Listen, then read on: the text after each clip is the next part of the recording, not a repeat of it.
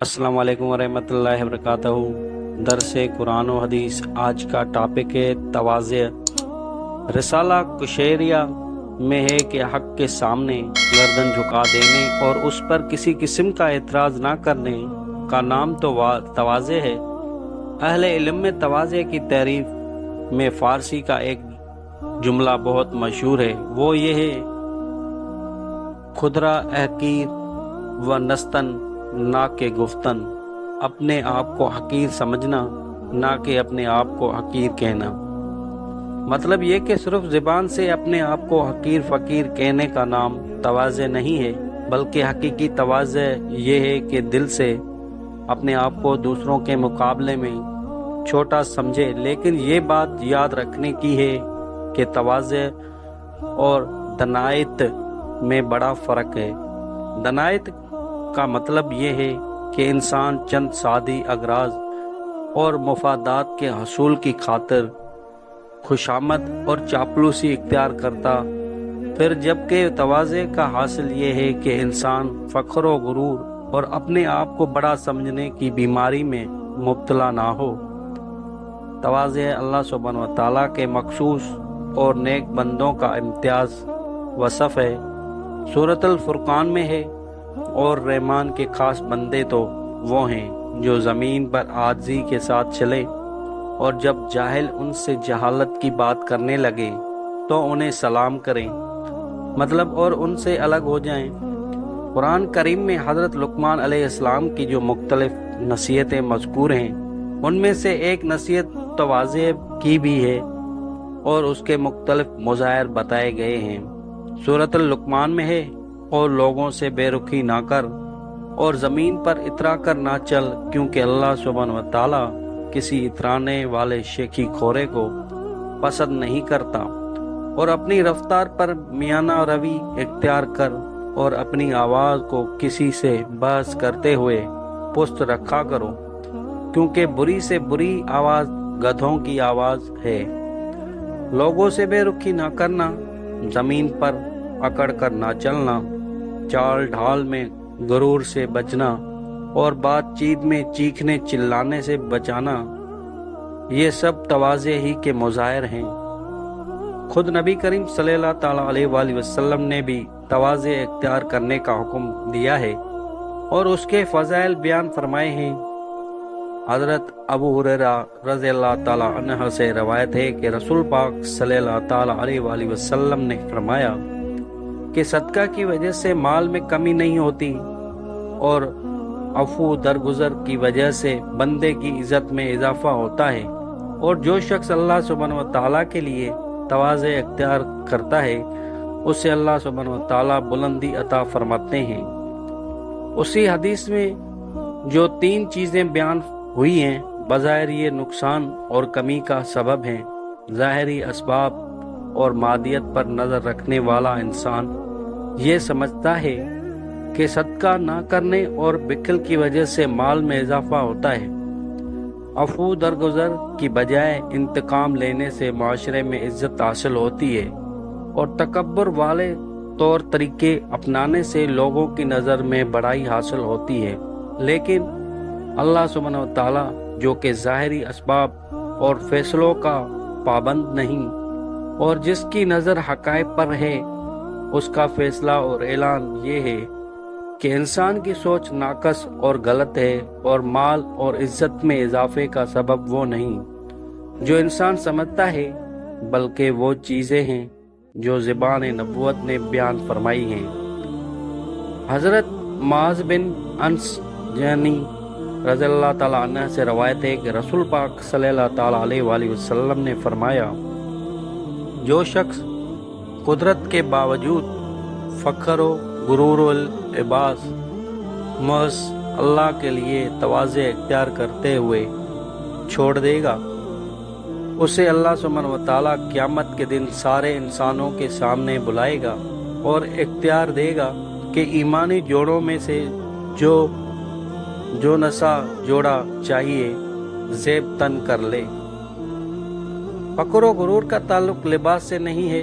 मुमकिन है कि कीमती लिबास पहनने वाले के दिल में तवाज़े हो, اور ہو سکتا ہے کہ فقیر رانہ لباس میں مبلوس شخص کا دل تکبر سے بھرا ہوا ہو، لیکن جو شخص فاخرانہ لباس محض اللہ سبحانہ و تعالیٰ کے لیے عارضی اختیار کرتے ہوئے چھوڑ دے گا، وہ قیامت کے دن اللہ سبحانہ و تعالیٰ کے ہاں عزت و کرام کا مستحق ہوگا۔ اس حدیث سے یہ بھی واضح ہو گیا کہ دکھاوے کے طور پر جو تواضع اختیار کی جائے اس کی اللہ سبحانہ و تعالیٰ کے ہاں کچھ بھی حیثیت نہیں ہے۔ قرآنی آیات اور احادیث نبویہ کے علاوہ آن حضرت صلی اللہ تعالیٰ علیہ وآلہ وسلم کی حیات طیبہ پر نظر ڈالی جائے تو اس میں قدم قدم پر تواضع کے مظاہر دکھائی دیتے ہیں، باوجود یہ کہ آپ خاتم النبی اور سید المرسلین تھے۔ 10,000 مربع میل پر آپ کی حکمرانی تھی، ہزاروں صحابہ آپ کی جانثار مرید اور مخلص شاگرد تھے، لیکن آپ کے کسی قول و عمل سے بڑائی کا اظہار نہیں ہوتا تھا۔ آپ صلی اللہ تعالیٰ علیہ وآلہ وسلم کی تواضع کا یہ عالم تھا کہ بلا تکلف گدھے پر سوار ہو جاتے تھے، راستہ گزرتے تو ہر کسی کو یہاں تک کہ بچوں کو بھی سلام کرتے تھے۔ آپ کے ساتھیوں میں سے کوئی بیمار ہو جاتا تو اس کی عیادت کے لیے تشریف لے جاتے، اگر کسی کا انتقال ہو جاتا تو اس کی نماز جنازہ میں شرکت فرماتے، بچوں سے دل لگی فرماتے، گھر کے کام کاج میں ازواج مطہرات کا ہاتھ بٹاتے، ٹوٹے ہوئے جوتوں کی درستگی فرماتے، پھٹے ہوئے کپڑوں کی سلائی فرما لیتے اور اپنی مصروفیات میں سے کچھ نہ کچھ وقت اہل خانہ کے لیے ضرور وقف فرماتے تھے۔ اگر صحابہ کسی اجتماعی کام میں مشغول ہوتے تو آپ صلی اللہ تعالیٰ علیہ وآلہ وسلم بھی ان کا ہاتھ بٹاتے۔ حضرت برا بن عازب رضی اللہ تعالیٰ عنہ سے روایت ہے کہ خندق کے دن جب کہ سارے صحابہ خدائی میں مصروف تھے، خود نبی کریم صلی اللہ تعالیٰ علیہ وآلہ وسلم مٹی اٹھا کر منتقل کرتے تھے، یہاں تک کہ آپ کا شکم مبارک غبار آلودہ ہو گیا۔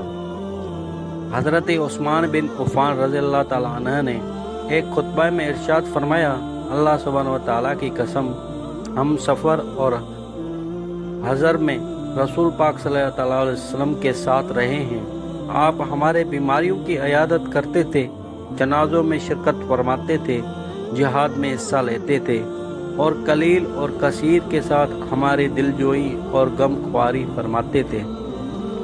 دعوت و تبلیغ کے ذمہ داریوں کے ساتھ ساتھ آپ مدینہ کے یتیموں اور بیواؤں کو بھی پورا وقت دیتے تھے، اور آپ کا عظیم منصب اس سلسلے میں رکاوٹ نہیں بنتا تھا۔ ان میں کوئی آپ کو راستہ میں روک لیتا تھا اور کوئی اپنے ساتھ چلنے پر اصرار کرتا تھا، اور آپ بلا جھجک ان کے ساتھ چلنے پر آمادہ ہو جاتے تھے۔ تواضع کی بنا پر آپ اپنے لیے بڑے بڑے القاب اور تعریف میں مبالغہ پسند نہیں فرماتے تھے۔ آپ نے ایک موقع پر صحابہ کو نصیحت کرتے ہوئے ارشاد فرمایا، میری تعریف میں ویسے مبالغہ نہ کرو جیسے نصارہ نے ابن مریم علیہ السلام کی تعریف میں مبالغہ کیا، کیونکہ میں محض ایک بندہ ہوں، لہذا مجھے اللہ سبحانہ و تعالیٰ کا بندہ اور اس کا رسول کہا کرو۔ حضرت عبداللہ بن مبارک رحمۃ اللہ علیہ نے تواضع کی حقیقت کے بارے میں عجیب بات فرمائی ہے۔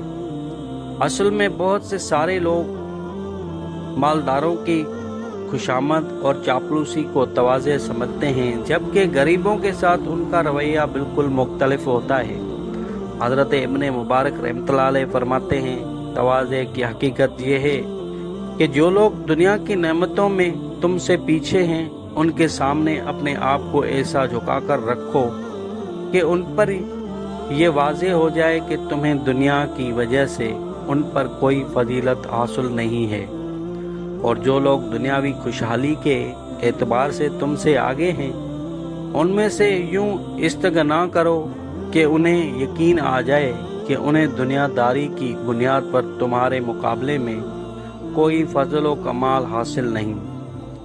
مختصر یہ کہ تواضع مومنین کے اخلاق میں سے ایک اعلیٰ خلق اور رب العالمین کی محبت کی دلیل ہے۔ اس کے ذریعے انسان اللہ سبحانہ و تعالیٰ کی رضا اور جنت تک پہنچ سکتا ہے۔